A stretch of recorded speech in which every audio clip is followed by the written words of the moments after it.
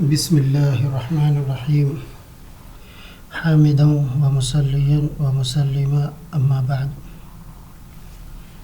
ہجرت کے بہت سارے عجیب و غریب واقعات پیش آئے ہیں۔ ان واقعات میں ایک سب سے عجیب واقعہ جس کا خود قرآن کریم نے بھی تذکرہ کیا، صہیب رومی رضی اللہ تعالیٰ عنہ کا واقعہ ہے۔ وہ رات میں بھاگے اور ان کی پہرے داری پر جن کفار کو لگایا گیا تھا انہوں نے پیچھا کیا۔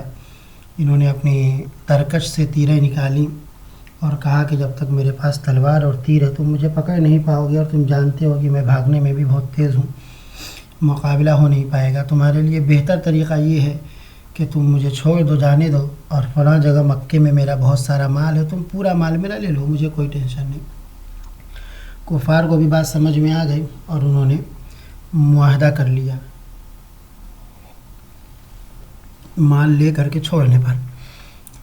تو گویا کہ پورا مال دے کر کے اپنی جان اور اپنے ایمان کی حفاظت کرتے ہوئے مدینہ آئے۔ تو حضور اکرم صلی اللہ علیہ وسلم نے ان کو بشارت دی، ربح البیع ابا یحییٰ، کہ ابو یحییٰ سے مراد یہی صہیب بن سنان بن مالک رضی اللہ تعالیٰ عنہ ہیں جو اپنی جان اور ایمان بچا کے لائے تھے۔ تو گویا کہ حضور اکرم صلی اللہ علیہ وسلم نے ان کو لقب دیا ربح البیع ابا یحییٰ۔ ابو یحییٰ لقب اور کنیت جو ہے حضور اکرم صلی اللہ علیہ وسلم نے دی اور استقبال کیا۔ جب یہ مدینہ منورہ تشریف لائے تو حضور اکرم صلی اللہ علیہ وسلم کے پاس کھجور تھی اور روٹی کا ٹکڑا تھا۔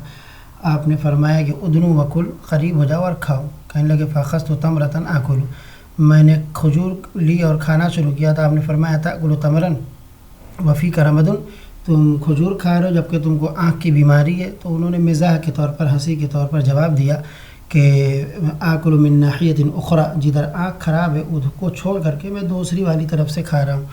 تو یہ مزاح کے طور پر تھا۔ حضور اکرم صلی اللہ علیہ وسلم تبسم فرمانے لگے کہ بڑا حکیمانہ اور عقلمندانہ جواب دیا ہے، اور پھر ان کا استقبال کیا گیا۔ بہرکیف صہیب یہ رومی نہیں تھے، اصلی سعودی تھے۔